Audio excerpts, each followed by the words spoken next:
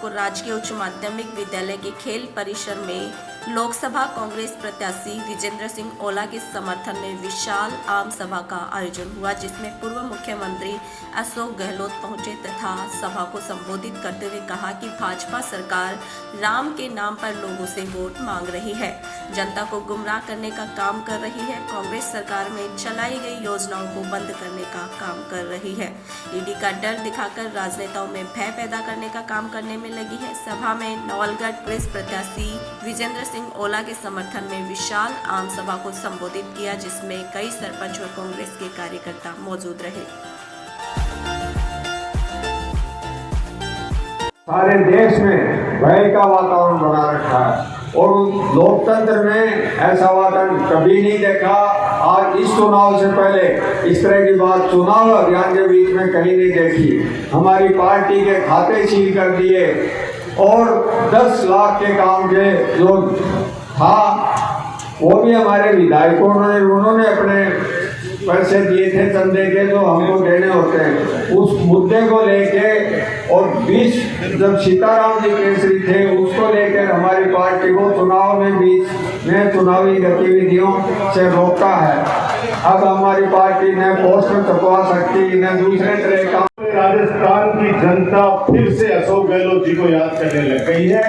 ऐसे हमारे जननायक श्री अशोक गहलोत साहब हमारे कांग्रेस के लोकप्रिय प्रत्याशी, बहुत ही मधुर स्वभाव के धनी मेरे बड़े भाई विजेंद्र सिंह जी ओला साहब और समस्त मंच पर विराजमान अतिथिगण, मेरे सामने बैठे मेरे पिता तुल्य बुजुर्गों, मेरी माता बहनों, मेरे हरदिल अजीज युवा साथियों, प्यारे बच्चों और पत्रकार साथियों, भगवान राम जी ने और रीटा जी ने बहुत सी बातें कह दी हैं। हमें हमारे जननायक को सुनना है। मैं तो आपसे यही हाथ जोड़ के विनती करता हूं कि अभी बहुत आवश्यकता है कि कांग्रेस पार्टी धुंधलों से जीते। और मैं इतना कह सकता हूं क्योंकि पूरे जिले में मैं घूमा हूं विजेंद्र ओला जी के साथ, जहां जहां मुझे जाना था इनके साथ। जीत आपकी सुनिश्चित है। राजस्थान में सबसे बड़ी जीत अगर कांग्रेस पार्टी की होगी तो वो झुंझुनू जिले की होगी। पूरे 36 कौम के लोगों का आशीर्वाद मिल रहा है। मैं तो आपसे कहना चाहता हूं, वर्तमान में देश की परिस्थितियां देखना, बाबा साहब भीमराव अम्बेडकर द्वारा बनाया गया संविधान, ये सेठ साहब ये आपके स्टार प्रचारक मेरे को बार बार कह रहे हैं। सेठ साहब ये आपके स्टार प्रचारक, सबसे युवा स्टार प्रचारक है। मैंने दिल्ली में परिचय था बताएगा आपसे।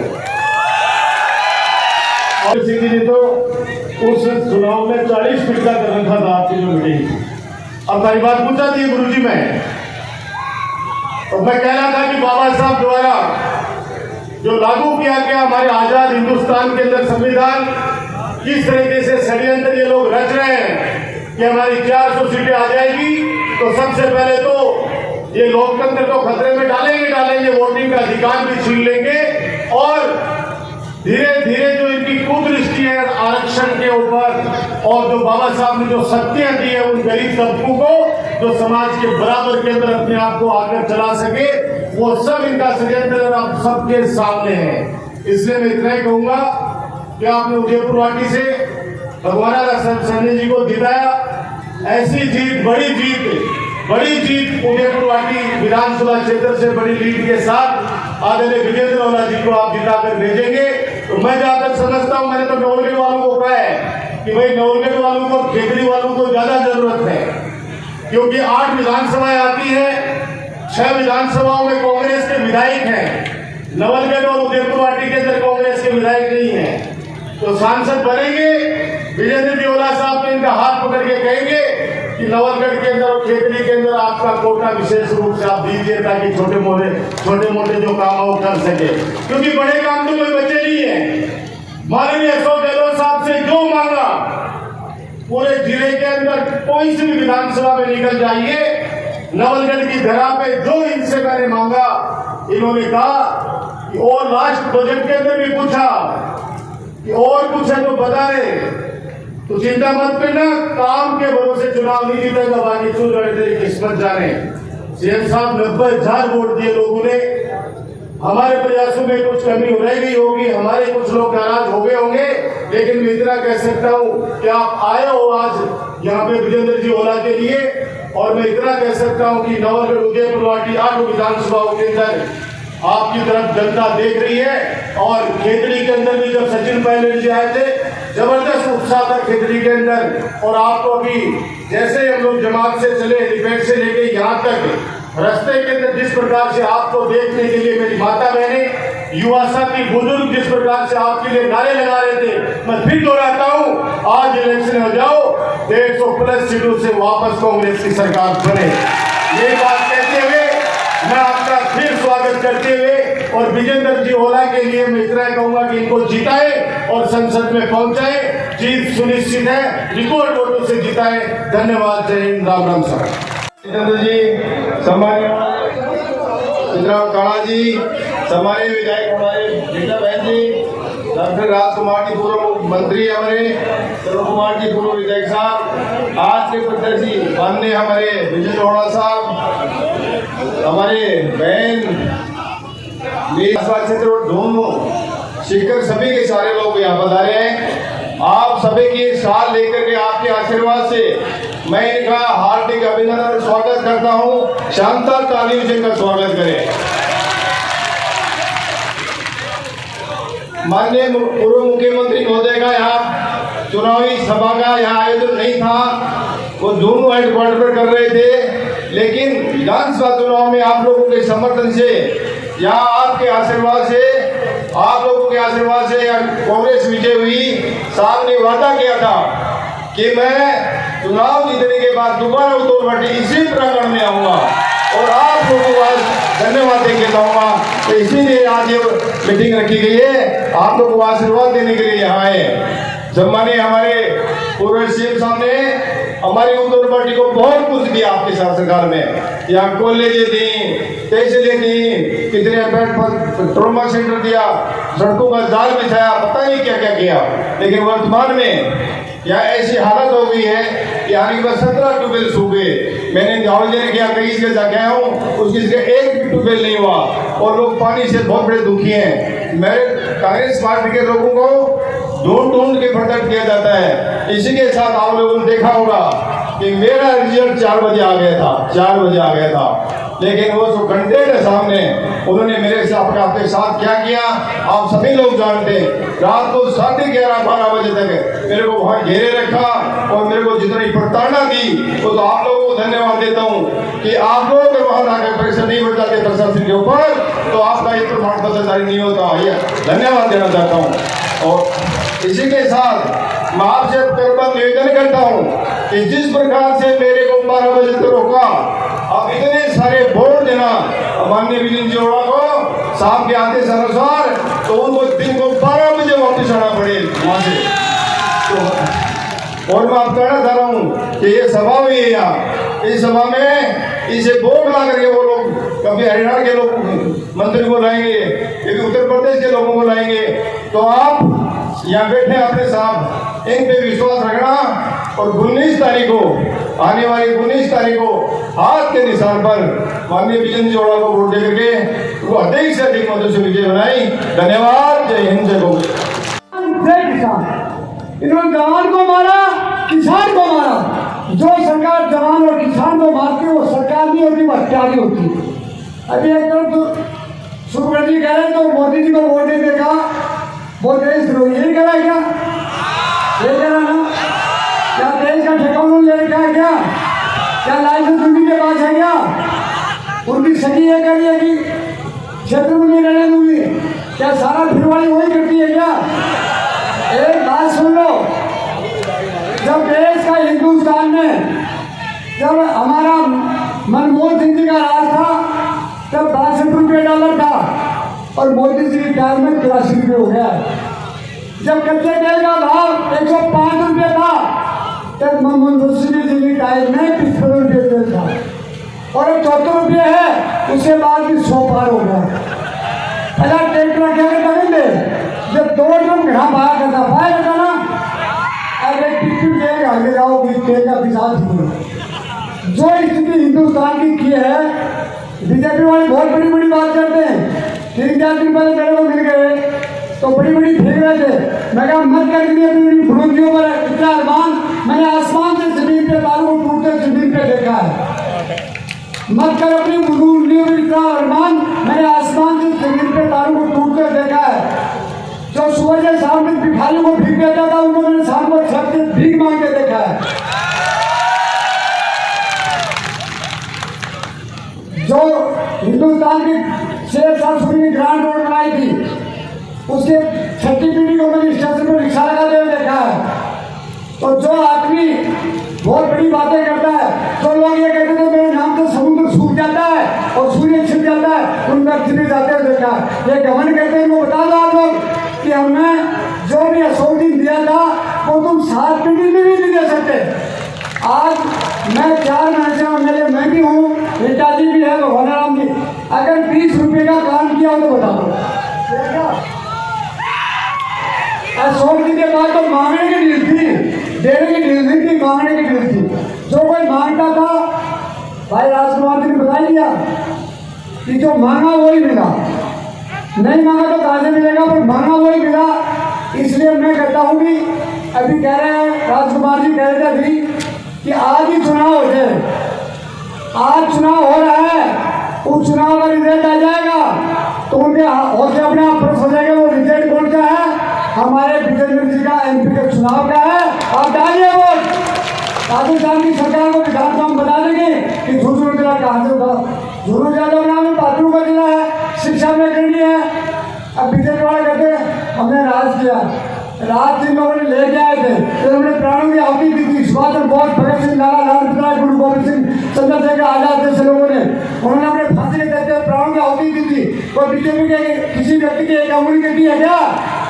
ये तो वो पार्टी है BJP, बैठो दिनों पधारो, वो पार्टी है आगे बैठा हिंदुस्तान बीजेपी पार्टी। ये तो क्या है, मोदी जी ने एक अच्छा बहुत बड़ा अपने आप को बना करके पूरे हिंदुस्तान में जो ड्रामा कर रखा है, 10 साल तक हमारे लोगों की जो दशा की है वो आप सब जानते हो, मैं भी जानता हूँ। अभी एक छोटी सी बात बता दूँ तो हमें बता दूँगे, एक राजा था, वो राज करता था और कुत्तों की शिकार करने के लिए साकेबरी माँ की तरफ चला गया और कुत्ते दोनों बिछुड़ गए। साकेबरी माता के भाई गंगा बाबा जी तप रहा था और उसके बाद जाके बाबा जी ने कहा, बाबा जी को कहा बाबा जी मेरे 2 कुत्ते थे, दोनों बिछुड़ गए। उसने कहा जाके पश्चिम में देखो तुम्हारे कुत्ते मिल जाएंगे। वो कुत्ते मिल गए 2 मिनट तो वह हिरनी को खा रहे थे। उन्होंने आगे कहा बाबा जी कुत्ते तो मिल गए लेकिन हिरनी को खा रहे। बोला तू जाके देख हिरनी गर्भवती है। और जाके देखो तो हिरनी गर्भवती मिली। उसे वापिस आके कहा बाबा जी गर्भवती है, और आपको कैसे मालूम हुआ? उसने कहा अरे बाबा राजा तो बन गया लेकिन वो गर्भवती नहीं होती तो तेरे कुत्तों की हाथ ही नहीं आती। तो वो बड़ा चंदित हुआ। उसने कहा बाबा जी आप मेरे महल में चलो, मैं आपकी सेवा करूँगा, आप मुझे ज्ञान देना। वो महल में लेके आ गया। कुछ दिन के बाद में मृत्यु ने उसको कह दिया कि तेरा राज जाने वाला है, फलाना फलाना गाँव में भगवान राम MLA के घर में घोड़ियों को लेके आओ ना, तेरा राज जाएगा। तो राजाओं ने यही थी घोड़ी चाहे 10 लिया है पर राज नहीं लाना चाहिए। मोदी होली तरह उनकी हालत क्या थी ना, वो गए भगवान राम जी था घोड़ी बेच रहे हो गया राम बेच देंगे। तो जब चले ना तो बाबा जी उसके पीछे बैठ गया गाड़ी में। तो भक्तों ने कहा तुम क्यों बैठे हो, तुम्हें क्या मालूम घोड़ी क्या होती है? तो राजा जी का बैठ जाए तुम्हारे क्या लेता है? बैठ गया। वहाँ जाके देखा तो घोड़ी को पास कर दिया, बहुत अच्छी है। तो बाबा जी ने उसके ऊपर हाथ फेरा। हाथ फेरा से कहा भाई वो घोड़ी तो बूढ़ी है। बोले आपको क्या मालूम? बोले जवान होती तो हाथ थोड़ी फेरने देती आपको। तो बड़े सभी लोग राजाओं को साथ लिया और जाके 10-15 दिन बाद में राजा ने कहा मैं कैसा राजा हूँ। बोले कहा तो ऐसा करो दरबार लगाइए और दरबार लगा के बताइए कि राजा को राज में जो दरबार लगा के जो बाबा जी बात कहेंगे उससे अमल करूँगा, विचार करूँगा, उसका एक्शन नहीं लूँगा। उन्होंने बाबा जी का विचार कर लिया, बैठा लिया। उसने कहा बाबा जी बताओ। बोले तू राजा की औलाद ही बनी। तो उसकी स्किल मिल गई, क्या हुआ है कैसे कर दिया। तो अपनी माँ के पास गया। माँ के पास जाकर माँ मुझे बताओ मैं राजा की औलाद नहीं हूँ, बेटा राज तो हिंदू कर रहा है, राज राजा तो है। बोले माँ बात बहुत बड़ी देरी है तो बता। बोले बेटा तू दासी में पैदा हुआ था और मेरे लड़की पैदा हुई थी, तो मेरी लड़की को दासी के पास सुना दी और दासी का लड़का मेरे पास हो गया। बात तो यही है। राजा ने कहा जाके बाबू जी बात तो सही है, पर आपको कैसे मालूम हुआ?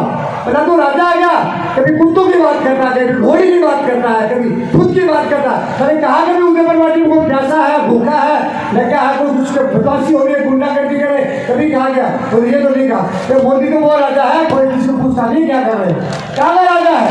राजा वो होता है जो जनता का सेवक होता है, जनता की सच्ची बात को सुनता है और धर्म की बात को मानता है। ये तो पूरे देश में धर्म को विनाश कर रहा है। इसे देश को खंडित करने वाला कभी राजा नहीं हो सकता, देश को जोड़ने वाला राजा हो सकता है। मैं इतना ही कहूँगा, मौत के बाद में, शहीद बलिदान के बाद में ये देश आजाद हुआ और एक सशक्त सरकार बनी, एक सशक्त संविधान हमारे देश ने दिया। साथियों, बहुत सारे लोग आप लोगों के बीच में आएंगे, विपक्ष के जुमले लेकर आएंगे, पहले भी दिए, आगे भी देंगे, लेकिन हमें बातों में नहीं आना है। ये चुनाव जनता का चुनाव है, क्योंकि हम लोग लड़ाई लड़ रहे हैं, वो जनता की लड़ाई लड़ रहे हैं। आप लोगों का अगर ये चुनाव हम नहीं जीतते हैं और बीजेपी 400 पार होती है, तो आप भूल जाना, पक्ष का चुनाव में आप करवा नहीं सकेंगे। और जिस तरीके की तानाशाही सरकार इस देश में मौजूद है, किसी को बच नहीं रही है, डरा धमका के राज कर रही है, कहीं ईडी भेज देती है, कहीं इनकम टैक्स का छापा पड़वा देती है, किसानों के साथ दुर्व्यवहार हो रहा है, युवाओं का रोजगार खत्म हो गया, देश में महंगाई बढ़ गई है। इन सब चीजों को जानने की जरूरत है साथियों, और ये अपील आप लोगों के बीच में लेकर हम आए हैं कि आप ज्यादा से ज्यादा वोट देकर जिताएं। इन्हीं शब्दों के साथ आप सब लोगों का इतनी तादाद में यहाँ मौजूद है, उनका दिल से आभार प्रकट करते हैं। जय हिंद, जय भारत। जा सकती है, लेकिन समय की अपनी सीमाएं हैं। मैं तो एक बात कह के मेरी बात समाप्त करूंगा। अब जो है नवरात्रा चाले, नवरात्रा चाल गया, रामनवमी को दिन आयो, यज्ञ वन हो, और यज्ञ होने के बाद में बड़े पंडित जी यज्ञ कराए, बोले जाओ भाई, और अब यज्ञ पूर्ण हो और जाओ, कोई भी सोन चिड़ी का दर्शन होगा, खूब धन संपदा, धर्म स्वास्थ्य, उत्तम राजनीति में स्वतंत्र कल्याण हो जाओ। बड़े चौधरी बैठो, वो भी सुन ली, वो भी निकल दो। जंगल में गयो तो जंगल में बोला एक मरेड़ी सोन चिड़ी मिल गई। चौधरी के विचार पंडित जी सोन चिड़ी तो बताइए, अगर ऊंची बड़ी मरेड़ी है चिड़ी, तो मैंने धोती लपेट की धोती में आके और बोले पंडित जी सोन चिड़ी मिल जाए ना, पंडित जी पे लाइन बोली ध्यान होना रही, बोलो मरेड़ी मिल जाए तो बोलो घोर अन्याय, घर में कड़े अशांति, रोग दोष, महाराज के आके नजर हो गए कालो हो जाए। बोले हाँ ना धोती में फटकारो दियो, मारो तो वो थारो भी कर लो, तो आप बीजेपी वालों को हो रहे हैं, जब कहा तो आप लोग भी कर देगा कि ये बात को ध्यान रखना। धन्यवाद।